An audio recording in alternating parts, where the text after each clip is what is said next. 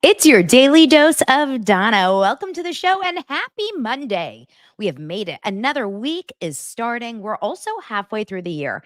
So now is the time to panic, scream, cry, and throw up that 6 months of 2024 are done and we are like just getting started. If you're anything like me, it feels like the year just started. I see it's Canada Day. So happy Canada Day. What exactly is Canada Day? Is it like 4th of July for America in Canada? Let me know in the comments if you're from Canada, waving my Canadian flag. I love Canada. I love my one of my favorite places ever is Victoria, which is a small little, like, I believe it's a little island right out off of Vancouver. I know that, like, you can take a ferry.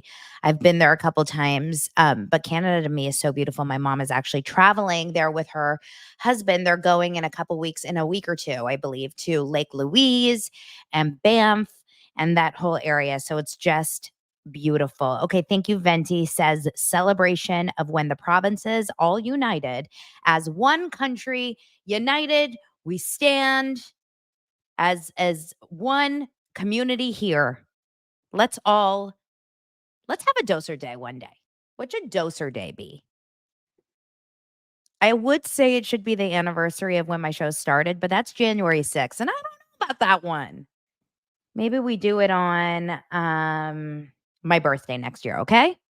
Let's start. We should make a badge or some sort of a plaque, a flag. The flag will just be of Carl Radke's face. Has to be. Has to be a Bravo reference or like Cody Brown. Cody Brown's hair just flailing in the wind, right? Welcome to the show. Lots of new people over here. I hope you guys are doing well. I hope you had a fantabulous weekend. It was absolutely stunning and hot here in Los Angeles. Had a very family oriented weekend date night on Friday. And Saturday went to a soccer game, an LAFC game, which is Los Angeles Football Club. Soccer games, if you've never been to a live soccer game, it is wild. They're so much fun. There is an entire section of the soccer field or the soccer stands that have, I don't know how they practice this. I don't know how they're also coordinated, but these are hardcore fans that know every single cheer.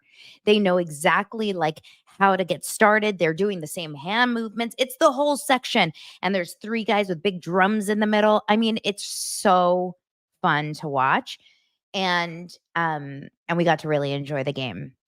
Speaking of coordinated cheers, I have one more episode in the Dallas Cowboys cheerleader documentary called America's Sweethearts that I've been binging. And I think it's only 8 episodes or so. I don't think it's too long.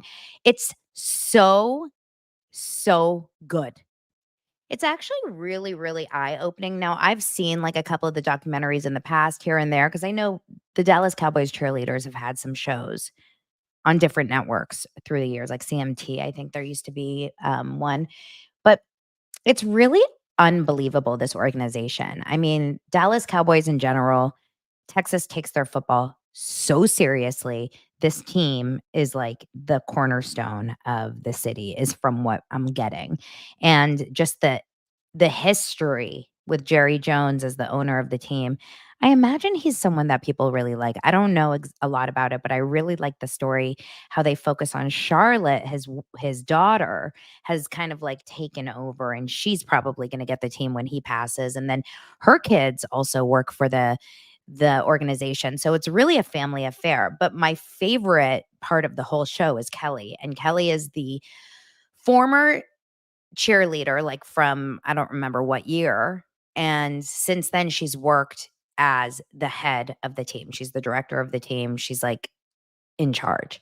She's the person that runs all the auditions and all the practices. She's the one that makes the cuts. It's really crazy to watch her work and like how she is just so amazing at her job. I find her fascinating. I just like, and then the girls, like the stories about the different girls.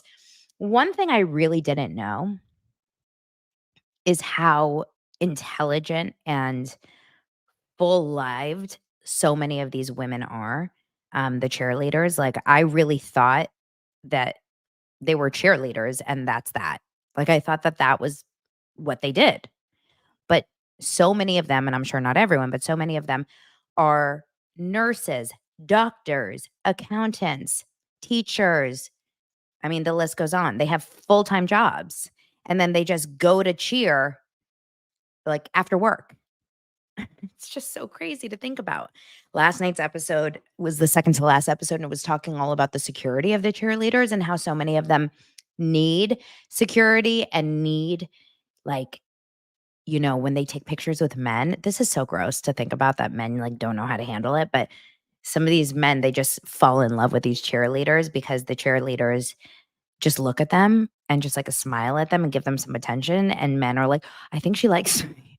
I think she wants to date me." So, when they pose for pictures with these men, because they're not allowed to put their arms around the cheerleaders, they're not allowed to touch them at all, they just have to hold footballs. Now, meanwhile, the main dance, the main cheer that they're known for is Thunderstruck. Thunderstruck, that song. I watched the cheer. I watched it like 2 or 3 times. I tried it, and now I will no longer be walking. Number 1, the craziest thing about it is the high kicks. The high kicks are very Rockette-like. They all at the end of this crazy long dance move. I mean, they're running, they're going, it's like so much movement. And they're in boots. Like, they're not in tennis shoes, right? And at the end, they're holding each other's arms like this, and they're doing a big, like, Rockette line, right? High kicks, high kicks, high kicks, high kicks. And then the end of the whole thing is they just all go jump together. A 36-person line jumps together and lands in a split. Andrew says, "Donna, please show us your Thunderstruck dance. And lucky for you guys, it will be on Patreon. I will do it all for you." And listen, I may get cut from my team. I'm not going to lie. And my team is just me. But someone will cut me. And by someone, I mean probably you. I will work on it. And maybe after a couple margaritas this weekend, you're going to see me Thunderstruck. Okay? So get ready. We're going to have a show. By the way, speaking of the show, a little homework. We have 3 episodes this week, possibly a 4th. But on the 4th, we're going out of town. We're going local, but we're going out of town. And I assume a lot of you guys are not going to be like around watching the show on the 4th. Let me know in the comments if you would want a small episode on the 4th, or are you just going to be so busy that day? The 5th, I'm going to be out of town and I'm going to take a little vacation, but follow along on Instagram stories, and I'll do a little vlog on Patreon like I did the last time I went away to Palm Springs, and it was really fun. So, okay, cool. Billy is asking, did you cut your Zara haul the other day? I wanted to see it. No, I posted it on Instagram. On my Instagram Reels is my Zara haul, and it was really, and then I went back to Zara. They had a big sale. It was actually a problem. I need to like kind of calm down. I need to take a step away from the shopping cart. You know what I mean? Have you ever seen people? Well, I just saw a TikTok the other day, and I guess women, maybe men can feel this too. This woman goes, "This is your permission to not have to buy a new outfit for this year's 4th of July." I mean, and then she goes, "I mean, I'm going to go buy an outfit, but you don't have to." What is up with always feeling the need to get a new 4th of July outfit? Or when you go on vacation and you're like, "I need to, get new clothes for my vacation." Like, why do we do that? So, so interesting. Michelle is wondering if Thunderstruck is a pep rally performance for Doser Day. And yes, it is. Actually, we're doing a What Would Jesse Solomon Do move, like dance, coordinated dance. It's gonna listen. I don't ask a lot of you guys, but just stretch your hammies. You know what I mean? Like, just get your hamstrings in good condition. Start kind of doing some movements. We don't need to be professional dancers, but we need to be coordinated. And I think we're going to start a movement. In fact, the Olympics, from what I know, the Olympics are still like, short a couple people. we could get in. So everyone get on it, all right? Stretch your muscles. We're starting a dance team, the Doser dance team. Okay. Guys, I have to shout out this week's actually, before I do that, before I get into sponsor and everything, welcome to the dosers that are new here. Today, we're going to talk about Real Houses of New Jersey. We're going to talk about Love Island. I'll do a quick Love Island recap every day. We'll talk a little bit about Brittany Cartwright partying in Vegas and some Real Housewives of New York news, some Atlanta stuff, just so many different things, all on today's Daily Dose of Donna.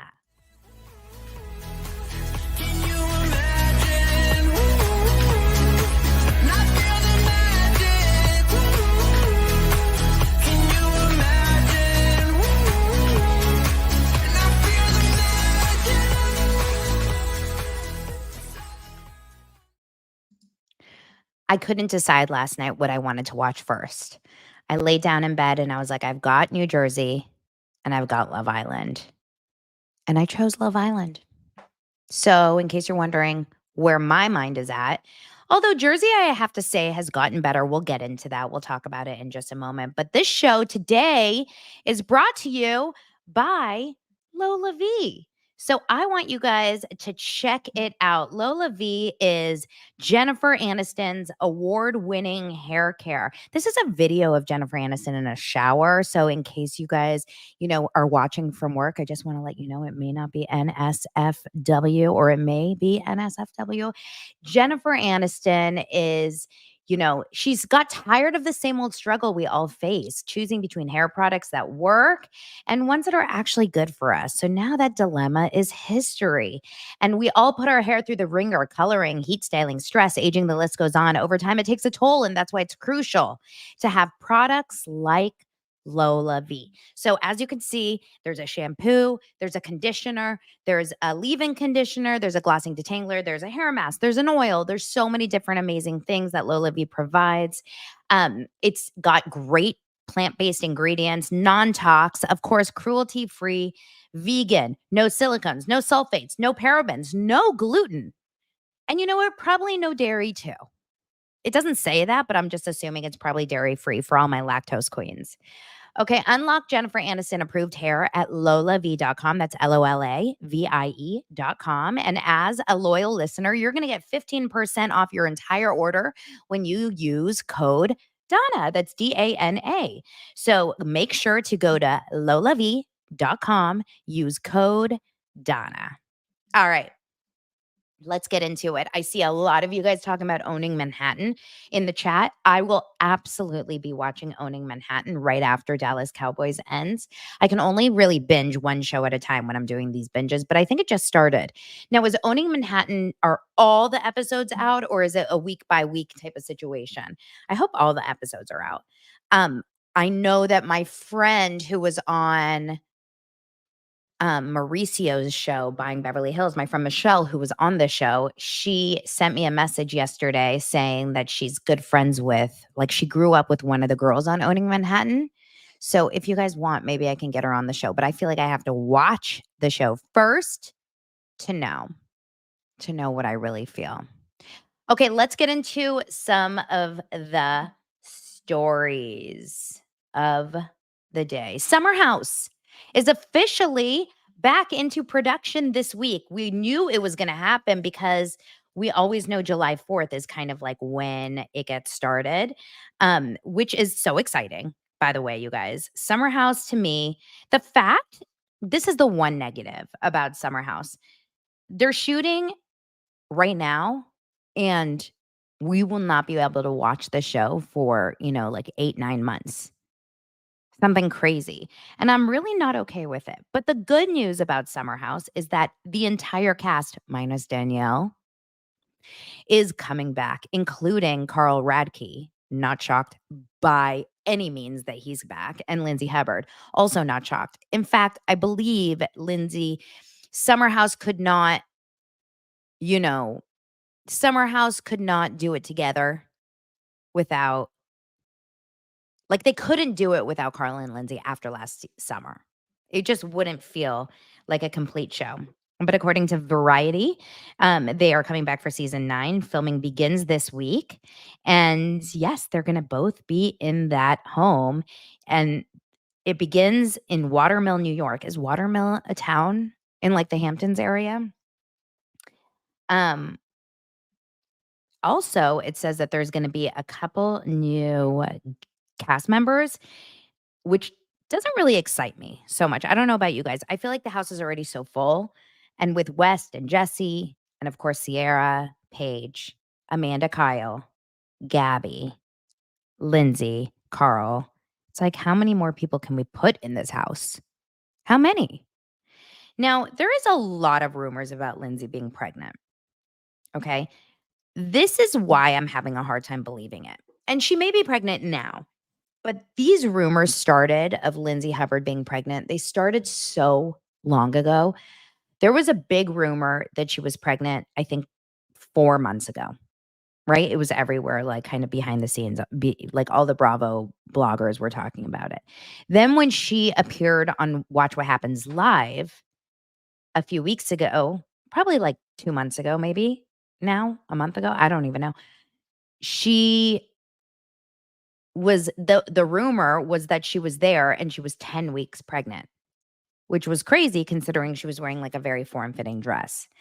Then she went away and went to that Italy weekend, and nothing she was wearing was like incredibly form-fitting, but she absolutely did not look heavily pregnant. And I noticed wine and stuff like in front of her at restaurants or at the tables.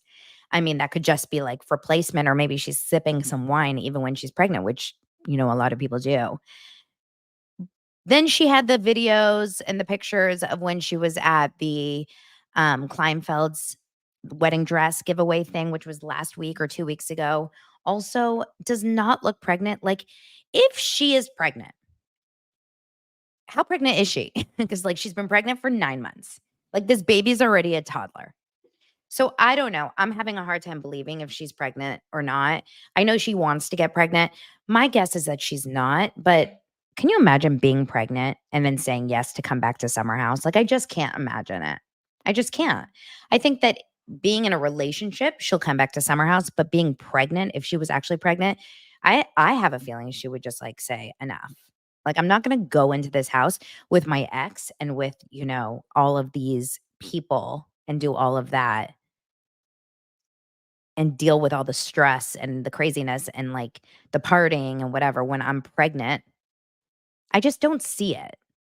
That's part of the reason why I'm sure Kyle Cook doesn't want to ever get pregnant. He and Amanda, not Kyle. Because I think he knows that once they get pregnant, like, it's over. I'm sorry. Summer, like, a lot of people try to say that you can still be pregnant and do these shows, and that's fine. Like, you can do Real Housewives. Um, you can do The Valley. But, like, you cannot, it's very hard to imagine seeing, look at Summer House Martha's Vineyard with the lead girl, I can't remember her name off the top of my head, how she was pregnant in this last season, and I couldn't even get through 3 episodes, but it was so boring, like, because she was, like, wanting to sleep every single night.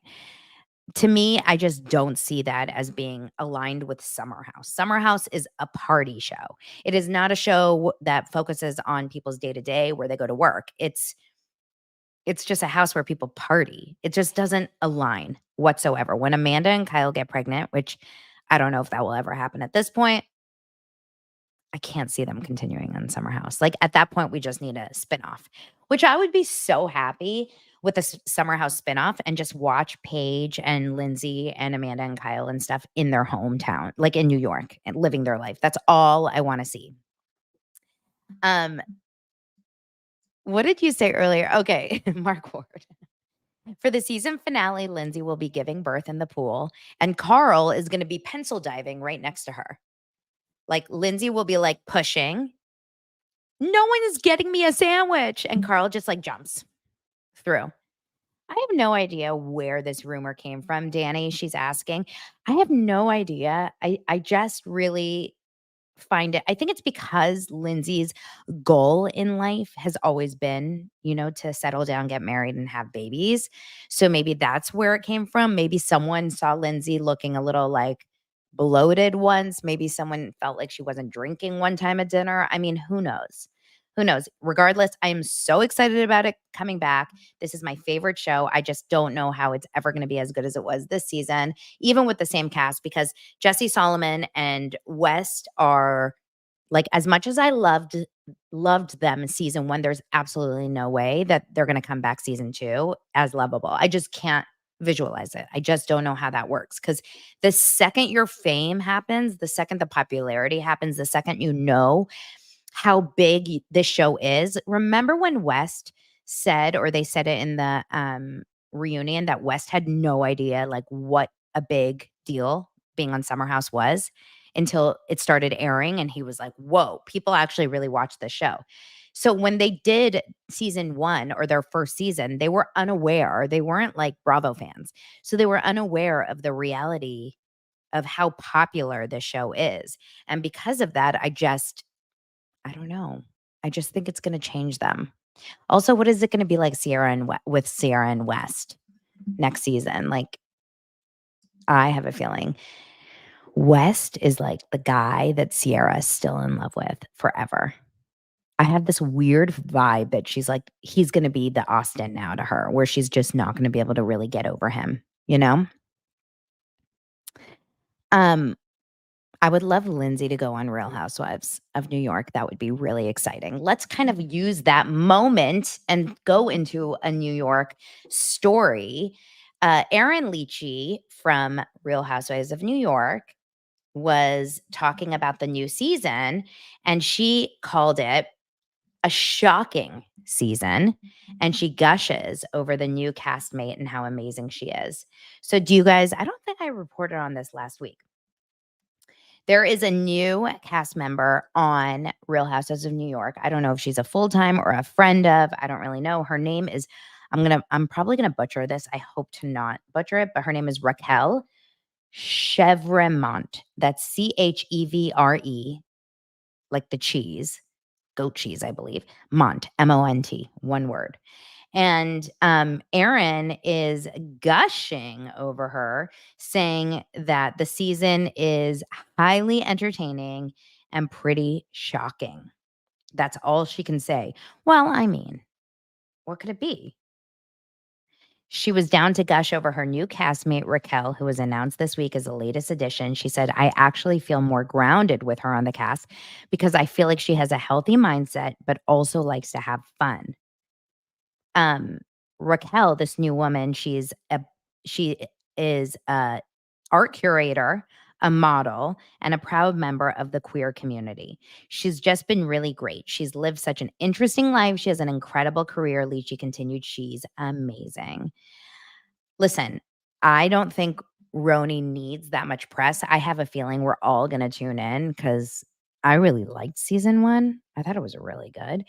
But, it will be good. Now Michelle is saying, "Didn't Sai say she was boring?" So Sai, if you remember, was on Jeff Lewis and got, like, a hot mic moment a few months ago where he asked about Rebecca Minkoff. Rebecca Minkoff is also going to be appearing on the show. I do not think she's a regular. I think she's a friend of. Rebecca Minkoff is also a fashion designer, handbag designer, and she is also a Scientologist. And Sai mentioned that she is boring, which is maybe why we're not like seeing a lot about her. Maybe that's why they brought on Raquel Chevremont. Chevremont. I'm excited for RHONY. I'm excited for OC. I am not watching Dubai. You guys, I tried again. I tried to watch Dubai. I am not interested. Something is like not vibing with me in Dubai. It's just like this. Maybe it's so unrelatable. Like it's so far out of like relatability. I don't know how to explain it, but I just can't get into the story of Dubai.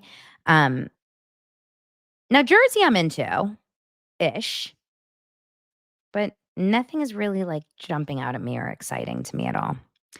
on in the Real Housewives front, in the Bravo front. So that's why it's so wonderful that we have Netflix and like Peacock reality shows right now because they're keeping us afloat. We're all just like struggling here. We're drowning. We're drowning in a bad, negative way. Okay. Well, I mean, I guess there's not like a good drowning. Okay. Let's go to another story. Let's talk another Real Housewives story, and that is Atlanta. Sheree Whitfield was Sheree. I always struggle. Sheree. She by Sheree. That's how I have to say it. She by Sheree. Sheree Whitfield says Real Housewives of Atlanta is sinking after Kenya Moore exit. They need an OG, is what she's saying. Now, I don't really know what exactly is happening in production on Atlanta right now. Like, I don't know what the story is, but I know that Sheree was shopping, pushing a shopping cart in Atlanta, and someone asked her, paparazzi, I guess, asked her, what do you think about Kenya Moore's exit? And she goes, I hate to see my girl Kenya go out like that. And she said, as an OG, it's kind of hard to sit back and watch the show kind of slowly sink the way it is. So I'm not happy. I don't like it. And at this point, Bravo, we know the story. We've talked about it ad nauseum that Bravo kind of parted ways with her after she allegedly shared photos of the newcomer Brittany Edie performing oral sex on camera. It's so uncomfortable to think about. And obviously Kenya is denying it and she's considering legal action and, she has stepped down from the show. I think at this point, you either completely retool Atlanta or we just, I don't know, like end the show. I hope they can figure it out. Atlanta was like one of my first true loves. Like there is nothing like those early seasons with Nene and Kim and like Sheree. I mean, it was so good. Phaedra, it was so good. And I just missed those years. I was watching a little bit of the Watch What Happens Live 15th anniversary special. Did you guys watch it? I just watched like the first half or first 20 minutes. And they did like a big like a montage of all of these like crazy housewife moments. And I'm telling you, they're so wild. These women are so wild. It's so good. But the best clips that they showed, there was one of Vicky promoting her new face, which is so funny to me. Like, remember how many times Vicky got plastic surgery over the years? Do you remember how many times Vicky Gunvalson's face changed over the years? It's so crazy to think about. Then they also had a clip of Danielle Staub singing. Remember when she was having a lesbian love affair with like her music producer? And she was at the piano and she was singing, I want to get close to you.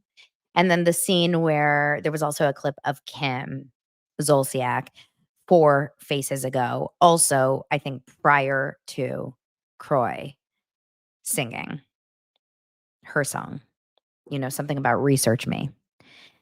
Uh, it was quite interesting.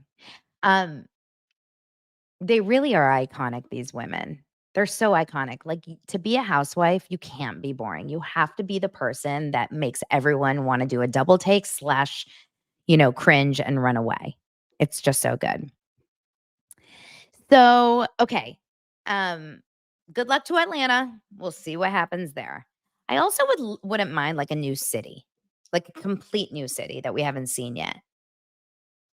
I've always thought Chicago would be really fun to see. I just think Chicago is such a cool city. We already have, Utah. Trying to think, is there anything like in the northwest area? Or how about like a Real Housewives of Las Vegas? I bet after watching this last season of Million Dollar Listing, when they're selling these like 13 to $20 million homes up on the top of these huge mountains just over the strip, I guarantee you there's some crazy wealth in Vegas. Wouldn't that be good? All right, let's keep it. Oh, it's Google Me. Islander 15 says it's Google Me, not research me. Did she get paid by Google for that? So good. Okay. Brittany Cartwright. Y'all, I struggle a little bit with Brittany because the Brittany Jack story is so hard for me to understand. It's so like I can't I struggle with empathy with Brittany because I really do believe that she is almost like I don't want to say the problem, but like a little bit of enabling who Jax is through these years and just like allowing herself to be with a man that, you know how they say when someone shows you who they are, believe them? Like, I feel like Jax really showed her who he was multiple times, seasons 4 through whatever, 8. And, like, she just wasn't believing it. She's like, "No, Jax, I know you're horrible. I know you cheat on me. I know. But, maybe I think you've changed." So, I don't know. For me, I really do question a lot of Britney's choices, but she seems ultimately a very sweet person. She seems like a good friend. She seems like a good mom, and she seems like, she has a good heart. And for that, I will definitely, um, give her a pass in that way. She was hired in to go to Las Vegas and to do, let's see, she was hired to go to Las Vegas and to go to with Kristen Doty to the daylight pool at the Mandalay Bay over the weekend. I remember seeing her promote this on our Instagram, so I knew it was coming up. But uh, okay. So basically, she was wearing a black one-piece swimsuit with a plunging neckline. This is just what the article is saying. She was wearing a pair of cutoff denim shorts. She was with Kristen Doty, of course, who was wearing a very similar outfit. Um, Also a one-piece swimsuit with cuff denim shorts. Now, Brittany just recently did this like girls trip. We talked about it last week. She was with all these reality stars over I don't know, in Cabo. I still don't really understand what that was for. And then it was just her anniversary and she was definitely not with Jax for her anniversary. I have no idea where they are or what they're doing, but to me, as much as the story that she is portraying is like, I've moved on with from Jax, like he and I are no longer together, or at this point, like I'm very happy alone and I don't need him and this and that. As much as she is portraying this, I don't believe it. I feel like we're going to get blindsided, as Lindsay Hubbard says, next season of The Valley when it's all about Brittany and Jax like trying to make it work. So I just don't think Jax's ego can handle someone leaving him, right? Don't you feel like he will say and do whatever he can to get her to stay? And he takes advantage, to me, I feel like he takes advantage of her kindness and her sweet, forgiving ability. That's another thing. When you mess up and then they forgive and then you don't change and then you mess up again and then they forgive and you don't change and you mess up again, at some point, you have to recognize like they say like they learn he has not learned his lesson. It's okay to mess up, but then you actually have to change, right? You have to actually like make steps to change. And he didn't want to go to therapy because it was far. Remember that? He's like, yeah, I made the appointment, but I didn't go. It was like too far. I still haven't gone to Jax's. I still drive by it every day and say, that's the bar. I'll have to go. Okay. Real Housewives of New Jersey last night. I just wrapped on it. I will tell you, this is becoming ridiculous. This is a story. The story of Real Housewives of New Jersey is clearly continuing in this Team A, Team B. Who's Team A? Who's Team B? It doesn't matter. It's not like who's better, or A or B, but like on one side of the fence, we have Teresa and Jen Aiden, and they're trying to kind of pull over Jen Fessler and Jackie. On the other side of the fence, we have um Margaret, Rachel Fuda, and Melissa. And then kind of like straddling the middle is Danielle and Dolores. But Danielle has like major drama with Jen Aiden. And so she's more on this side. And then Jem Fessler used to be kind of in the middle, but she's now having major drama with this side with Rachel Fuda. So she's kind of going over to this. It's really interesting to watch. And when I say interesting, I mean it's traumatic because I am like pulled back into high school. It's so high school. It's the cliques. It's like, oh, are you going to hang out with me or them? And if you're friends with them, then you're not friends with me. And if you sit with them, then you can't be my friend. And if you go over there, that's the kind of vibe it is. And to me, I am not interested whatsoever in this kind of like, that's really all it is. It's like, you're their friend. Oh, I can't believe you're their friend and you're not. Now, the main story, of course, it centers around Margaret and Teresa. That's kind of like the main drama. Now, it's transferred a little bit because of the Fudas. The Fudas, Rachel and her husband, have really gone against Teresa as well. So we have this like kind of super anger towards Teresa. Now, what do you guys think about this? In this episode, Jen Fessler makes it very clear that she's trying really hard to show that she can be friends with both. She is friends with Teresa and Jen Aiden, and she wants to support them and be, cool with them. But she's also friends with um she's also friends with uh I have like a mosquito guy that just came here, like a mosquito sprayer. And there's so much drama going outside of my window. Like, and I'm just trying so hard to stay focused and not distracted by the fact that my dog is trying to attack my mosquito sprayer. My dog is, I mean, it is wild. Hopefully they're going to handle that. Anyway, I think like it's tough when you're Jen Fessler and you're trying to be friends with everyone. You're friends with no one. It's one thing if no one has drama. If no one has drama, you can be friends with everyone. But if there is an actual line in the sand and two people severely hate each other, it's hard. You can't really play the middle. For some reason, Dolores can pull it off, but I think it's because she doesn't really get involved in the drama. I think Jen Fessler is getting very immersed into it. She's doing too much. But at the same time, she's also trying to defend her friend Rachel and her husband. And Rachel Fuda was having none of it. I thought that was a little bit of an overreaction from Rachel Fuda. Jen Fessler is like, wait, I was just defending you. Like, I didn't talk shit. I wasn't getting into it. I was just defending you. And when Rachel heard that, she's like, you're obsessed with me. Stop talking about me. Stop talking about me. But that's what a friend does, which is just really actually kind of interesting because I feel like as a friend, what would she rather? That Jen Fessler is there and hearing them talk shit and not getting involved? I think what she would rather is that Jen Fessler doesn't talk to them at all.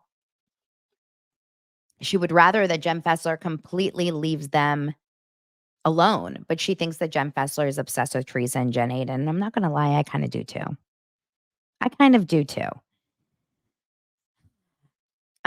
Debbie says a friend of should be able to go back and forth between teams. They aren't being paid as much. Why be in the drama? But I think Jen Fessler is actually a housewife this year. I could be wrong, but I think she actually is. Let's see what other stories. This show should not be even called Real Housewives of New Jersey. It should be called Bougie Kids. in Jersey. The fact that we're talking about bougie kids so much this season, the fact that Danielle's business is being highlighted in maybe every single episode this season is very confusing. Does Bravo own Bougie Kids? Is it Bougie Kids by Bravo? Every episode is a Bougie Kid, collab. Danielle spent $1 million for this party here. I still don't understand for what. Haven't we launched Bougie Kids 46 times? Okay, so she's having this party with all these like fun things for kids to do. Of course, everyone comes, everyone's there to support. I like Danielle. I'm not gonna lie. There's a part of me that likes Danielle, and I like Danielle so much more because of how she handled the Jen Aiden thing. Like, Jen Aiden is so shady to me. And just the way that Jen Aiden kind of recapped the story to Teresa, it is actually really interesting because no one could believe that Teresa didn't see her push. But when you look back at the clip, exactly when Jen Aiden goes to push Danielle during that fight, Teresa looks to the side. Like, she really actually did miss it, which I think is hilarious. But she did push her. And then Jen Aiden's like, I was working in self-defense. Can you believe she hit me? Now, what happened here? I thought they got put on pause. Did we not like talk about that? Did we not see anything? Did we not like why didn't we see anything? It's really strange. Um I think that to me in that fight, Jen Aiden was in the wrong. I'm done with Jen Aiden. I'm bored. I'm done. I find her to be too confrontational. I find her to exactly like Jennifer says has a pattern of violent outbursts. I find her to be someone that is unpredictable, very childish with her like maturity. And to me, she's just not my cup of tea. I'm much more team Danielle on this one, I have to say. Okay. Um Gia. What are your thoughts about Gia being so involved in this show right now? Look, I like Teresa and her daughters together. Like, I actually like the scenes when the daughters are involved. But what I really, really don't understand is why Gia is such a part of the show in terms of like connecting with the adults. I like Gia as Teresa's daughter. So, like, family dinners, home parties, college situations. I personally do not want to see Gia get into it with housewives. I don't want to see her being talked about by John Fuda. I don't like that Jackie brought up that whole idea about, the rumor, like using her as an analogy, using drugs. Like, it seems strange. It doesn't seem placed well. And also, no offense, but Gia is, I think, she just lacks a little personality, if you know what I mean. Like, she is a little bit deadpan in her um in her delivery. She doesn't have a lot of like personality. She's not really funny. She's not really interesting to watch. So it feels very strange. It's almost like Teresa said, I need an ally. And I can't trust Jen Aiden. So I need someone like a Gia with me to continue on the show, which is very, very possible, right? It's very possible that Teresa is in a position just like Kyle Richards is. There's OGs where they can say, like, if you want me back, that's fine, but I need to have a couple people like kind of in my corner. And Louis, guys, do you notice this? Louis is MIA. Louis has said 6 words this entire season. I don't know if it's like a Teresa request where she was like, Louis, shut the up. I don't know if Bravo is cutting him out a little bit more. I don't know if his personal feelings are like, I need to take a step back this season because I've created such a, chaos and drama. But he's almost not in the show. Even when he's in the show, we hardly hear him. I mean, remember the conversation with uh with obviously the Fudas when he didn't say a goddamn word. He just got red. This is Louis' skin. I wish I had red. If I had red putty, it would be there. So I don't know. The show looks good though. I actually really, one thing I really noticed, every episode I have different feelings. I really like the fact that Rachel Fuda is working with young kids that are struggling with childhood arthritis. I think that's a wonderful place to be for her and just to kind of shed light on something that not a lot of people know about. And the Marge and Joe scenes, I loved them. This was the first episode in a long time where I really liked Marge. I don't know why. I feel like Marge only shows this side, this very confrontational, very conflict, very like angry side. I feel like that's the majority of what she shows. And now in today's episode, or last night's episode, I finally got like the more maternal, loving, sweet, emotional, vulnerable, like just loving wife side. I thought it was so sweet. I assume Joe is fine, right? I mean, I feel like we would know if it did develop into a cancer, but it's just a reminder, you guys, to go to the doctor and get your bodies checked. Okay, Housewives. Let's move on. And I'm just going to do a little recap of Love Island over the weekend. Those of you that are watching Love Island, I know you love it. I never do strong recaps, but every single day, I think I'll give you guys a couple minutes of Love Island because I find it so interesting. Love Island to me is classic TV. But where we were is that new people entered the villa, right? New people entered the villa. And on Friday, because of that, they had to release someone. And the girls got to choose who they wanted to couple with. And the only person who was left was Connor. And Connor, to me, while adorable, while sweet and kind, was just not, he's a little meatheady, a little meatheady. So he left. He left the villa and everyone was very, very sad. But then immediately in last night's episode, we saw everyone coming together after, their new coupling. And we have some new couples here. We have Rob, who was formerly with Leah, and then Andrea is now with Cassidy at the beginning of the episode. And their chemistry is the same chemistry that I have with I don't know, this water. Okay. It's the most awkward conversations you've ever seen. She cannot sit still. He even says it. She cannot give him eye contact. Their flirting is like the way they flirt, how I pay taxes, like in an angry way. It was the most strange, uh, like, connection. And then meanwhile, Leah, Rob's ex, is now hooking up with Miguel. And I can't tell if Leah's really into Miguel or she's just like, I'm still in love with you, Rob. But because I need to stay on this island, I'm going to hook up with any single person that I can. Then we, of course, we had Liv, who is Liv Australian? I think she is. I struggle with Liv. Anyone else feel that? Liv came in like right away. She was the first new bombshell to enter the villa in the first couple episodes. And she came in like very strong and then she became really likable. But I actually really kind of don't like her so much. I find her to be very like angry. She fights with a lot of guys. And that to me is really interesting. Like I think the way that she's like always in fights with the guys she's hooking up with. So she picked the new guy, Nigel, and immediately was angry.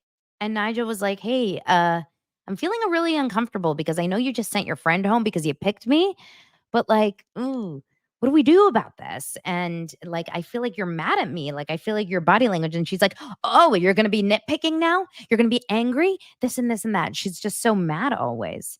Now, cut the long story. We had a whole episode of different, things going on. And by the end of the episode, we finally had to eliminate the two lowest voted couples because America votes, I think, every Friday if you get the app and stuff. So at the end of the day, the lowest votes were for Rob and his girl Cassidy, the ones that had chemistry like nails on a chalkboard, and then Nigel and Liv, who essentially don't like each other, right? And this was the most brutal elimination we've seen yet. The way that they eliminated this time is that all the Islanders, did you guys think it was weird that Ariana wasn't there, by the way, for this elimination? I thought it was weird. All the Islanders had to get up and stand behind, all the women had to stand behind which girl they wanted to save, and all the guys had to stand behind the guy that they wanted to save, which is the most unfair way to do it, considering that Nigel and Cassidy literally just joined the house like days ago. So of course the girls are not going to support her. And of course the guys aren't going to support him. So sure enough, cut the long story, Cassidy and Nigel, who just entered the villa, have now left the villa. And now we see Rob, who has, quickly moved on from Leah to Andrea, kind of Cassidy for 2 seconds, and now he's into Liv, who's one of Leah's friends. So just get ready for the shit to hit the fan. Like, I just can't imagine Leah being okay with her friend hooking up with the guy that she's still in love with. And Leah will be in love with Rob until the end. We've all had that crush, right? We've all had that guy that you just are crushing on and you kind of can't get over. And the meaner he is to her, the more she likes him. That's what I think. Josh says, I wonder if Ariana is too expensive to have on every elimination. I don't think so, because I have a feeling the way it works on these shows is they gave her a set number to do the season. She's getting paid for the season, and she's in Fiji anyway. And so I'm surprised why she wouldn't just be at everything. I found it a little interesting. Okay, Danny says it happens. The host is not there for every dumping. So this is just the way it goes. But you guys are all into the show too. I am so into it. I love having it to look forward to every single night. I think we're on episode 16 or 17. Isn't there 50 episodes? So you're going to get a lot of this over the next few weeks, but I'll put it at the end of the episodes. You're not going to have to get too much Love Island stuff if you don't watch it, but I highly recommend doing a binge on this 4th of July weekend when there's not a lot to do. Do a binge of Love Island. I promise you, if you love the TV that we like, you'll probably love it too. Anyway, I hope you guys have a fantastic rest of your Monday. Thank you so much for subscribing. I will see you guys tomorrow on Daily Dose of Donna. Have a wonderful day. Bye.